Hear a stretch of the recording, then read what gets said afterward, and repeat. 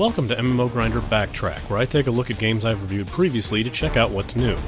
Today in February of 2013, I'll be revisiting World of Tanks, the team-based tank warfare arena shooter I reviewed in episode 16. While the core gameplay remains ever the same in World of Tanks, one major revision, for better or worse, depending on who you ask, is the revamped physics engine. Before, it was impossible to drive off cliffs in the game as you'd be automatically stopped by invisible walls. But I regret, or am excited, to inform you that this is no longer the case. If you aren't careful, you will drive off of steep slopes in this game and cause serious damage to your tank before you're ever fired upon. It's also possible to leap into the air if you hit a bump fast enough, or even skid out of control in certain terrain areas, as I found out attempting to take a tight turn down a sand dune, causing me to slide sideways for several yards before gaining back any control.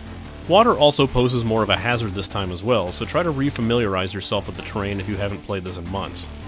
New to the tank lineup are the British tanks and the Chinese tanks, and while still a very limited tree, like the French tanks initially were, the British tanks have a distinct difference of being the only medium tank available in Tier 1. If you wanted more armor with less mobility in your newbie matches, give the Brits a shot. It also seems the game no longer lumps in Tier 1 tanks with Tier 2s, making newbie matches all the more even-sided. While I don't exactly have a side-by-side comparison or anything, the tech trees and tanks available have gone through a revamp, with some tanks having their tiers shifted for the sake of balance, and more tanks and tank types being added to each country overall. The game also features an ever-growing array of maps, so be prepared for a few new surprises if you're just coming back into it. Some maps also have differing modes on them, with some maps placing teams on opposite corners with only one flag to capture, and another one flag mode having one team defend a base while the others try to capture it, or placing teams far from their actual bases, making the decision to capture or defend all the more crucial. If you had purchased a camo pattern in the past for your tank, you might be distraught to see that it's no longer on your tank, but don't fret as you have been refunded for it. There's just a reason you no longer have the pattern. Camo has been given an in-game usage beyond its original cosmetic one. On certain maps, the camo pattern you have equipped will bring down your tank's visibility, acting like actual camo.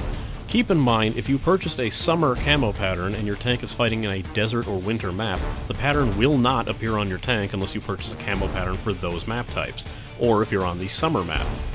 In addition, you can also change the labels on the side of your tank, placing words and phrases from a list or different icons if you so desire. Whether or not this will bother you depends on how much you think this game is quote-unquote begging you to pay for it, but every time you finish a match, the game will display the amount of credits and experience you would have earned if you were paying for a premium account. I personally don't mind it, as again, this is a game I have no problem paying for, but some might get irked by it. I am noticing a rather disturbing trend in team killing during Tier 1 matches as of late. I'm not sure what the reason is behind this, as it's so rampant it has to be on purpose. My personal guess is that when you receive damage or are destroyed by a teammate, you gain a massive boost of credits to your account in order to compensate for damages. Since you don't pay for damages or ammo resupplies in a Tier 1 tank, I assume these other players think they're exploiting this system and doing you a favor by killing you outright. If anyone knows why this is going on, or I'm on the right track, enlighten me, but I can't be the only person who'd rather play the game than exploit a stupid credit gaining system. I'll be sure to check back with this game and others in more episodes of MMO Grinder Backtrack. Oh yeah, and gold shells still seem obnoxiously pay to win, and higher tier matches still contain a painful amount of elitist jerkwads. Some things never change.